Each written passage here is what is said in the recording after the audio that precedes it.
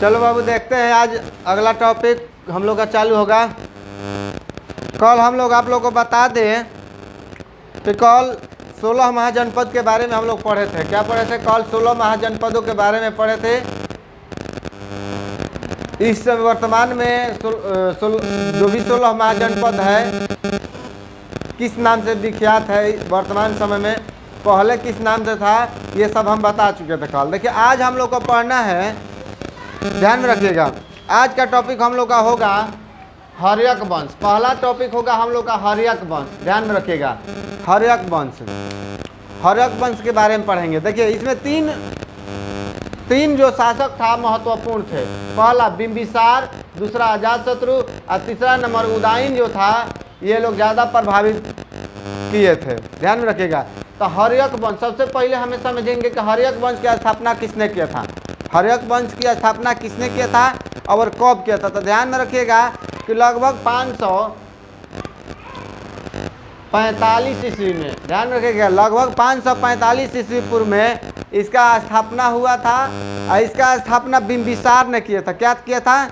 बिंबिसार ने 545 ईस्वी में लगभग किया था। याद रहेगा आप लोगों को। हर्यक वंश की स्थापना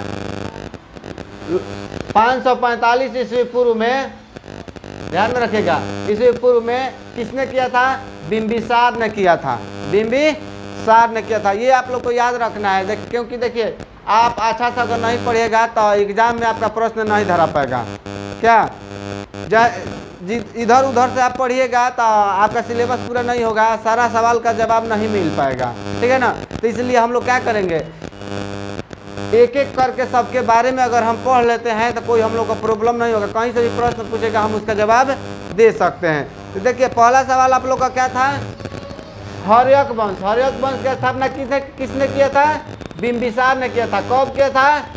545 ईस्वी पूर्व में। याद रहेगा ना। देखिए हर्यक वंश की राजधानी, ध्यान में रखिएगा, राजगीर में था। कहाँ पर था? राजगीर में था। याद रहेगा ना। कहाँ हर्यक वंश की राजधानी कहाँ था? राजगीर में। किसने राजधानी बनाया था? बिंबिसार ने हर्यक वंश की राजधानी कहाँ पर? राजगीर में बनाया था। राजगीर में बनाया था। कहाँ पर? राजगीर में बनाया था। याद हो जाएगा। देखिए दूसरा व्यक्ति इसमें ध्यान में रखिएगा।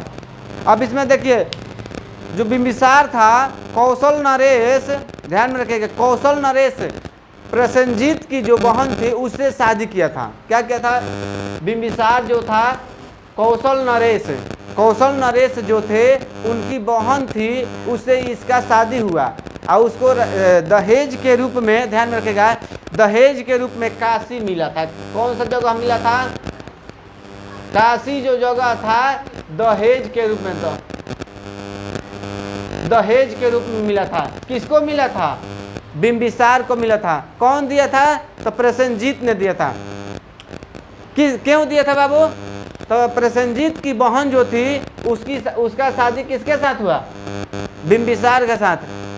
और उसी में दहेज के रूप में काशी को प्रसेनजीत ने दे दिया था। कोई दिक्कत यहाँ तक? कोई किसी को प्रॉब्लम है? नहीं ना। चलिए देखिए इसमें आगे बताया रहा है। प्रसिद्ध चिकित्सक, ध्यान में रखेगा, एक बहुत बड़ा चिकित्सक, उस समय डॉक्टर के जो काम कर रहे थे वो इसी के दरबार में जीवक नाम के एक वैद्य थे। जीवक नाम के क्या थे? एक वैद्य थे। वो भी किसके दरबार में रहते थे? ध्यान रखिए, किसके समकालीन थे? बिंबिसार के समकालीन थे। याद रहेगा ना कि जीवक वैद्य जो थे किसके समकालीन थे? किसके समकालीन थे? बिंबिसार के समकालीन थे, ठीक है ना। सवाल आपको पूछेगा कि काशी दहेज में किसको मिला था? तो बिंबिसार को मिला था। किसकी? बिंबिसार की। बिंबिसार का शादी किसके साथ हुआ था? तो प्रसेनजीत की बहन से हुआ था। किसके साथ? प्रसेनजीत की बहन से हुआ था। कोई दिक्कत? चलिए देखिए अब दूसरा टॉपिक आप लोग का इसमें दिया हुआ है अजातशत्रु। अजातशत्रु ये भी जो शासक था भारत पर बहुत प्रभाव डाला है। ध्यान रखिएगा, भारत पर बहुत प्रभाव डाला था अजातशत्रु। ध्यान रखिएगा अजातशत्रु लगभग, ध्यान में रखिएगा, आपको बता दे रहे हैं कि 49 ईस्वी जब चल रहा था, 49 ईस्वी पूर्व, ध्यान में रखिएगा। कब? 49 ईस्वी पूर्व के 49 ईस्वी नहीं, 493 ईस्वी पूर्व में, 493 ईस्वी पूर्व में ध्यान में रखिएगा अजात शत्रु शासक बन गया। क्या बन गया? अजात शत्रु 493 ईस्वी में शासक बन गया। किसके बाद बना था बाबू? बिंबिसार के बाद अजात शत्रु हर्यक वंश का राजा बना। कब बना था? तो 493 ईस्वी पूर्व में अजात शत्रु कहाँ का शासक बना, मतलब किसका शासक बना? हर्यक वंश का राजा बना या शासक बना। ध्यान में रखिएगा। अब इसमें इसको ध्यान में रखिएगा। ये कह रहा है कि बिंबिसार इसके कौन थे? ध्यान में रखिएगा। ये अजात शत्रु किसके पुत्र था? तो बिंबिसार का पुत्र था। ध्यान में रखिएगा। अगर क्वेश्चन पूछ दिया जाए कि अजात शत्रु के पिता कौन थे तो क्या बताइएगा आप लोग? बिंबिसार। कौन थे? बिंबिसार। अजात शत्रु कब गद्दी पर बैठा था? तो 493 ईस्वी में। किसके बाद अजात शत्रु किसके बाद गद्दी पर बैठा था? तो अपने पिता बिंबिसार के बाद गद्दी पर बैठा था। कोई दिक्कत? उसके बाद देखिए इसमें बता रहा है,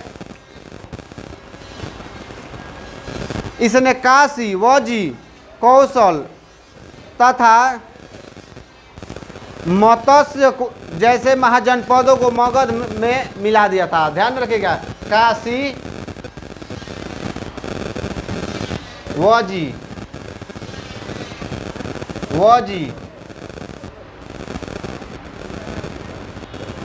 कौशल, वजी हो गया, कौशल हो गया आपका, उसके बाद मत्स्य, ये जो 4 जगह था महाजनपद था। ध्यान में रखेगा। ये 4 महाजनपद था, इसको किसमें मिला दिया गया? मगध में इसको मिला दिया। कौन मिलाया था? ध्यान में रखेगा। 4 जनपदों को मगध में किसने मिलाया था? आप लोगों से सवाल पूछा जाएगा कि 4 महाजनपदों को मगध में कौन मिलाया था? तो आप लोग याद रखेगा कि अजात शत्रु जो था, ध्यान में रखिएगा, बिंबिसार का जो पुत्र था अजात शत्रु, उसी ने काशी, वजी, कौशल और मत्स्य ये 4 महाजनपद को मगध महाजनपद में मिला दिया। किसमें मिला दिया? मगध में मिला दिया था। कोई दिक्कत? इसका सबसे महत्वपूर्ण कार्य क्या था? 4 महाजनपदों को एक में मिला दिया था। ध्यान में। इससे मालूम चलता है कि यह एक शासक, यह जो राजा था एक शक्तिशाली राजा था। क्योंकि देखिए 4 महाजनपद, मान लिया आसानी से तो कोई मिल नहीं पाएगा। इसका मतलब है कि उन लोगों से युद्ध करके या किसी तरह से उन लोगों से करके ये जीत करके आपने मगध में मिला दिया। मगध आप लोग को याद रखना है कि सबसे अगर कोनो शक्तिशाली जहाँ जनपद था तो सबसे कौन था? मगध था। शक्तिशाली होने के कारण इन 4 महाजनपदों को अपने में मिला दिया। कौन मिलाया? अजात शत्रु ने मिला दिया था। उसके बाद देखिए अगला सवाल आप लोग का पूछ रहा है कि उसके बाद उदाईन है। उदाईन का नाम आप लोग सुने हैं। पटना जो शहर है, पाटलिपुत्र जो शहर है, पाटलिपुत्र शहर को किसने बसाया था? आप लोग बार बार क्वेश्चन पढ़ते हैं। ये देखिए एग्जाम में भी बार बार क्वेश्चन पूछता है कि पाटलिपुत्र शहर को किसने बसाया था? तो उदाईन ने ही बसाया था। गंगा सोन और पुनपुन नदी के संगम पर यह बसा था। ध्यान में रखिएगा। गंगा सोन और पुनपुन नदी के संगम, पश्चिम साइड में सोन नदी बहती है, उत्तर साइड में गंगा बहती है, पूर्व साइड में ध्यान में रखिएगा सोन नदी बहता है। इस शहर को किसने बसाया था? उदाईन ने बसाया था। ध्यान में रखिएगा। ये इसका महत्वपूर्ण था। अब ध्यान में रखिएगा उदाईन आखिर कौन था? उदाईन आखिरकार कौन था? तो ध्यान में रखिएगा बिंबिसार के बेटा था अजात शत्रु। अजात शत्रु के बेटा कौन था? उदाईन था। ध्यान में रखिएगा बिंबिसार का बेटा कौन था? अजात शत्रु। अजात शत्रु के बेटा कौन बना? उदाईन बना। बिंबिसार के बाद कौन गद्दी पर बैठा? अजात शत्रु। अजात शत्रु के बाद गद्दी पर कौन बैठा? उदाईन बैठा। ये 3 पीढ़ी गद्दी पर हर्यक वंश के चलाए थे। ध्यान रखेगा दादा पिता पुत्र। ध्यान रखिएगा उसका नाती। ध्यान रखिएगा मतलब कि बिंबिसार दादा हो गया, किसका? उदाइन का। और उदाइन का पिता कौन था? अजातशत्रु। समझ में आ रहा है ना? इसी तरह से देखो, इस तरह से अगर याद तुम लोग कर लोगे तो कोई प्रॉब्लम नहीं होगा। अब मान लो कि मान लो कि आज पढ़े हम अजातशत्रु के बारे में, कहीं पर मान लीजिए कि अजातशत्रु के बारे में हम कहीं पढ़े कुछ,